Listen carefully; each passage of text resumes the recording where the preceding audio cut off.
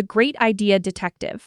10-year-old Zara Martinez had just inherited the most interesting problem in Riverside Town, her grandmother's empty corner shop. Grandma Rosa had left her the keys, a notebook full of business wisdom, and one instruction: fill it with something the town truly needs.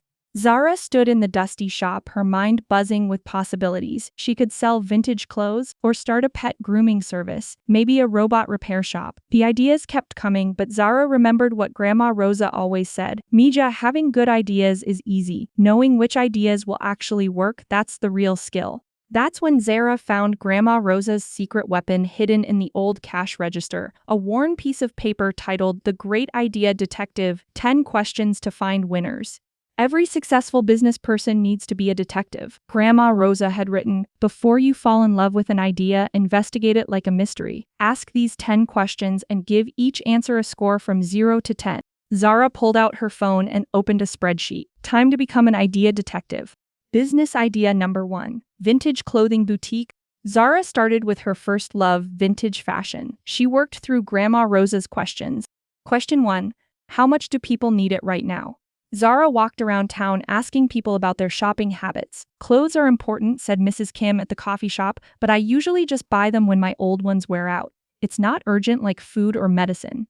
Score 4 out of 10. Question 2. How many people might want it? Zara surveyed the town. Riverside had 5,000 residents, but mostly families and older adults. Only about 200 teenagers and young adults seemed interested in vintage fashion. Score 3 out of 10. Question 3. How much might people pay? I love vintage stuff, said her cousin Elena, but I can't afford to spend much. Maybe $20 for something really special? Score 5 out of 10. Question 4. How easy is it to find customers? Zara discovered that reaching vintage fashion lovers would require social media marketing, fashion events, and building an online presence. Lots of work. Score 4 out of 10. Question 5. How much does it cost to make? Buying vintage inventory, renovating the shop, and creating displays would cost thousands of dollars. Score 3 out of 10. Question 6. How different is it from other things? 3 towns over, there was already a successful vintage shop, plus online vintage shopping was everywhere. Score 2 out of 10. Question 7. How fast can you start selling it? Finding good vintage inventory, setting up the shop, and getting proper licenses would take months. Score 3 out of 10. Question 8. How much money do you need to start? Between inventory renovations and business setup, Zara estimated she'd need at least 8. Score 2 out of 10. Question 9. Can you sell more things to the same people? Once someone bought a vintage dress, they might not need another one for months or years. Score 4 out of 10. Question 10. Can it keep selling without much work? Vintage shops require constant hunting for new inventory, styling displays, and personal customer service. Score 3 out of 10. Vintage boutique total score 33 out of 100. Oof, Zara muttered, looking at the low score. I love vintage fashion, but the numbers don't lie. Let me try a different idea. Business idea 2. Question 1. How much do people need it right now? Zara discovered that many families in Riverside had broken electronics and gadgets they couldn't afford to replace. My tablet has been broken for 6 months, said Mr. Chen. I really need someone who can fix it. Score 8 out of 10.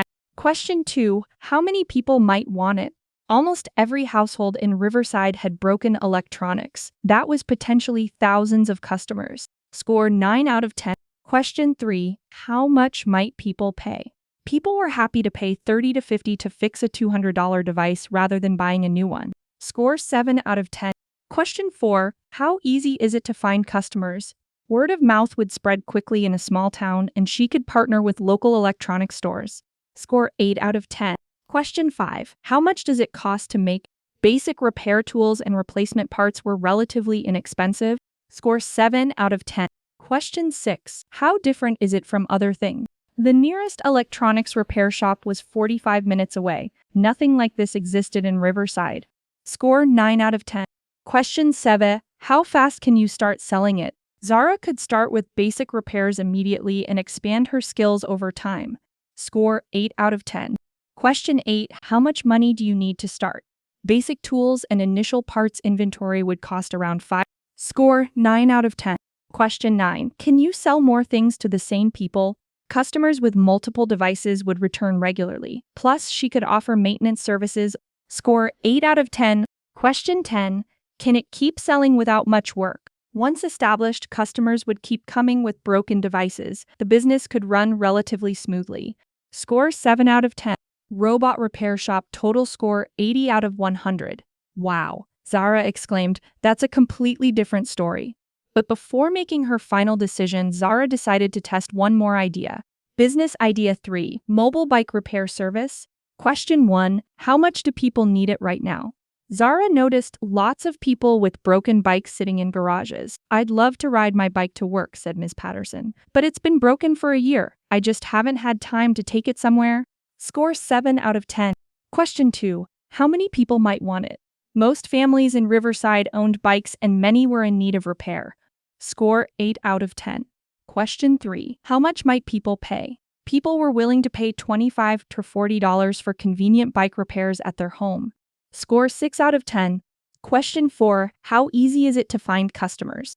Zara could go door to door, partner with schools for bike safety events, and use social media. Score 7 out of 10. Question 5, how much does it cost to make? Bike repair tools and a mobile setup would be moderately expensive. Score 6 out of 10. Question 6, how different is it from other things? There was one bike shop in town but no mobile service. The convenience factor made it unique. Score 7 out of 10. Question 7, how fast can you start selling it? Zara could learn basic bike repair skills and start service within weeks. Score 7 out of 10. Question 8, how much money do you need to start? Tools, trailer, and initial supplies would cost about $1,200.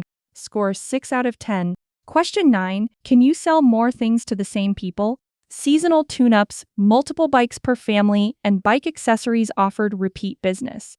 Score 7 out of 10. Question 10, can it keep selling without much work? Once systems were in place, the service could run efficiently with scheduled appointments. Score 6 out of 10.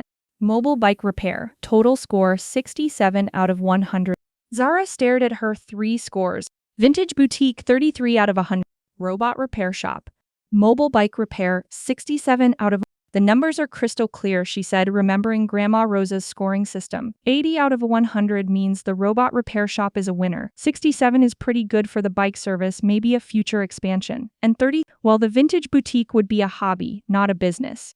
3 months later, Zara's Tech Fix was the busiest corner shop in Riverside. Zara had learned everything she could about electronics repair, and customers lined up with broken phones, tablets, laptops, and gaming devices. How did you know this would work so well? Asked her friend Jake, watching Zara expertly replace a phone screen. I didn't guess, Zara replied, wiping her hands on her work apron. I became a detective. My grandmother taught me that successful business isn't about following your passion, it's about following the evidence. What evidence? Zara pointed to a framed copy of the 10-question framework hanging on her wall. Before I fell in love with any idea, I investigated it. I asked the hard questions. Do people really need this? How many customers are there? Can I make money? How much will it cost to start? But didn't you really want to do the vintage clothing thing? I did, Zara admitted. But wanting something and it being a good business are two different things. The vintage boutique scored 33 out of 100. This repair shop scored 80. The numbers don't lie. Jake looked at the busy shop with new respect. So you're saying anyone can use this detective method? Absolutely. Grandma Rosa's framework works for any idea: lemonade stands, dog walking services, tech startups, anything. You just have to be honest about the scores and listen to what they tell you. That evening, as Zara counted her daily earnings, she opened Grandma Rosa's notebook to the final page. Remember, Mija, the best business people aren't the ones with the most creative ideas. They're the ones who can tell which ideas will actually work. Be an idea detective, not just an idea dreamer. Zara smiled, looking around her thriving shop. She had learned the most valuable lesson in business. Great detective work beats great imagination every time. And in her desk drawer, she kept a list of future business ideas, each one ready to be investigated with her trusty 10-question framework. Because in business, as in detective work, the evidence always leads to the truth.